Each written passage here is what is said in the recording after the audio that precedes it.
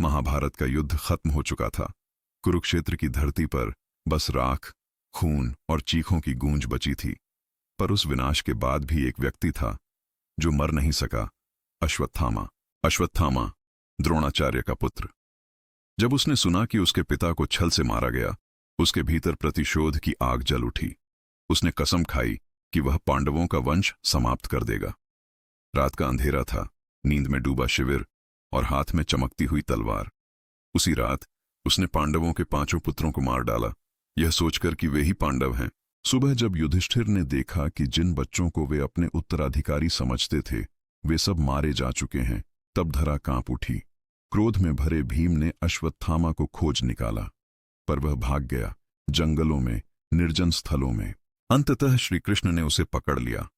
उन्होंने कहा, अश्वत्थामा, तूने निर्दोषों का रक्त बहाया है। तू अमर रहेगा, पर शांति कभी नहीं पाएगा। तेरे घाव कभी नहीं भरेंगे। तेरे माथे का यह रक्त हमेशा तेरा शाप बने रहेगा। फिर कृष्ण ने उसका मणि छीन लिया, वह मणि जो उसे शक्तिशाली और अजेय बनाती थी। कहा जाता है, उसी दिन से अश्वत्थामा पृथ्वी पर भटकने के लिए अभिशप्त हुआ। उसके माथे का घाव कभी नहीं सूखता और हर रात वह दर्द से तड़पता है। कई आर्षि मुनियों और साधुओं ने दावा किया कि उन्होंने उसे गहरे जंगलों, पुराने मंदिरों या निर्जन घाटियों में देखा है, सिर पर पट्टियां बंधी, आंखों में जलता हुआ प्रतिशोध और शरीर से रिसता हुआ खून। कुछ कहते हैं कि वह हर युग में किसी न किसी रूप में आता है, किसी तपस्वी, किसी योद्धा या किसी भटकते साधु के वेश में। वह अब भी जीवित है, अपने शाप के साथ, अपने अपराध की आग में जलता हुआ।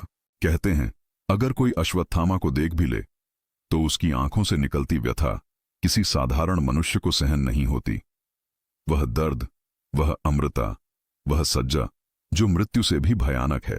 शायद आज भी किसी प्राचीन किले, किसी अंधेरे वन या किसी सूनी गुफा में वह अब भी बैठा हो, अपने माथे से रिसते रक्त को ढकने की कोशिश करता हुआ और अपने भीतर गूंजती एक ही बात को दोहराता हुआ, मैं अश्वत्थामा हूं और मैं अब भी जीवित हूं।